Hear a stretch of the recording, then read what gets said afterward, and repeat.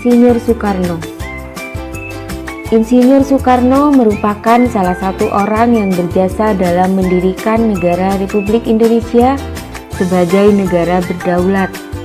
Bung Karno lahir di Blitar, Jawa Timur pada tanggal 6 Juni 1901 dan wafat di Jakarta pada tanggal 21 Juni 1970. Bung Karno menyusun konsep teks proklamasi di rumah Laksamana Tadasi Maeda bersama Bung Hatta dan Mr. Ahmad Soebardjo. Beliau kemudian menandatangani teks proklamasi atas nama bangsa Indonesia bersama Bung Hatta. Bung Karno membacakan teks proklamasi kemerdekaan Indonesia di kediamannya di Jalan Pegangsaan Timur nomor 56 Jakarta. Beliau kemudian diangkat menjadi Bapak Presiden pertama Indonesia. Dr. Andes Haji Muhammad Hatta. Dr. Andes Haji Muhammad Hatta atau Bung Hatta lahir di Bukit Tinggi, Sumatera Barat pada tanggal 12 Agustus 1902. Beliau wafat di Jakarta pada tanggal 14 Maret 1980. Bung Hatta menyusun konsep teks proklamasi bersama Bung Karno dan Mr. Ahmad Soebardjo. Beliau ikut menandatangani teks proklamasi atas nama bangsa Indonesia bersama Bung Karno. Muhammad Hatta adalah Wakil Presiden pertama Indonesia. Selain itu, beliau adalah Bapak Koperasi Indonesia. Ahmad Soebardjo Djoyo Adi Suryo lahir di Karawang, Jawa Barat pada tanggal 23 Maret 1896 dan wafat pada tanggal 15 Desember 1978 pada umur 82 tahun. Beliau adalah Menteri Luar Negeri Indonesia yang pertama.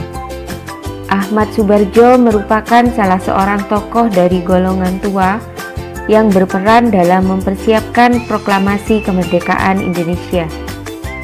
Ahmad Soebardjo ikut menyusun konsep teks proklamasi di rumah Laksamana Tadasi Maeda bersama Bung Karno dan Bung Hatta.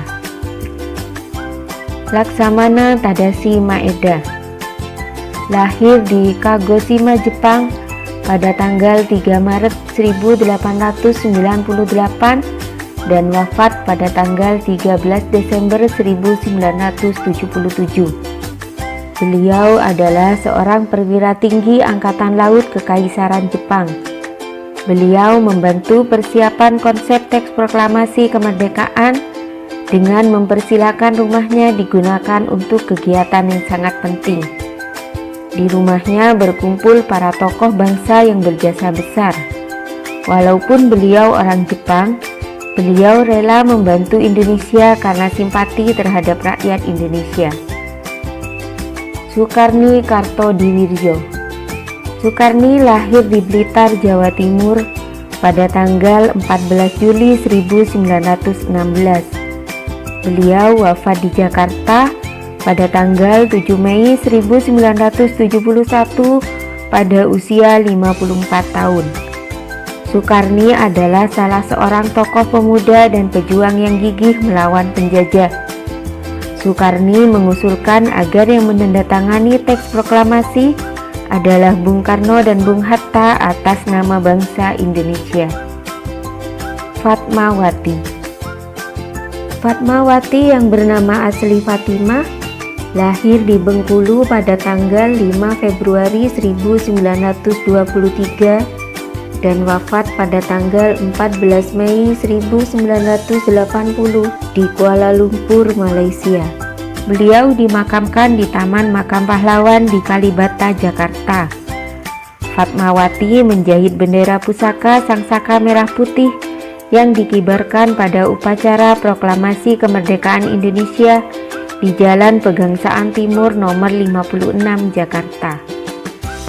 Sayuti Melik lahir di Sleman, Yogyakarta pada tanggal 22 November 1908 dan wafat di Jakarta pada tanggal 27 Februari 1989. Teks proklamasi kemerdekaan diketik oleh Sayuti Melik. Sayuti Melik adalah tokoh pemuda yang juga sangat berperan dalam proklamasi kemerdekaan Indonesia. Sayuti Melik mengetik naskah proklamasi setelah ia sempurnakan dari tulisan tangan Bung Karno. Berikut adalah makna proklamasi kemerdekaan bagi bangsa Indonesia. Pertama, sebagai puncak perjuangan Indonesia. Bangsa Indonesia telah dijajah selama bertahun-tahun oleh negara-negara Eropa sampai Jepang. Penduduk dengan latar belakang yang berbeda bersatu untuk melawan penjajah. Proklamasi kemerdekaan merupakan hasil dari perjuangan para pahlawan. Kedua, pengakuan kepada dunia luar. Dengan membacakan teks proklamasi, Indonesia mengumumkan kepada dunia luar bahwa Indonesia adalah negara yang merdeka. Pengakuan ini disebut dengan de facto. Setelah pengakuan de facto akan muncul pengakuan de jure. Pengakuan de jure yaitu pengakuan dari negara lain bahwa Indonesia telah merdeka. Ketiga, menaikkan martabat bangsa. Pembacaan teks proklamasi memberikan pesan kepada negara lain bahwa Indonesia adalah negara yang bebas dari penjajahan, negara yang memiliki martabat, dan negara yang mandiri.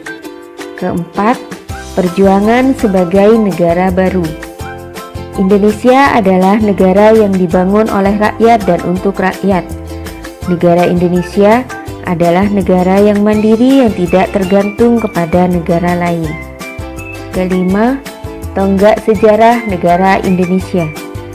Pembacaan teks proklamasi merupakan awal dari masa kemerdekaan Indonesia yang terbebas dari belenggu penjajahan.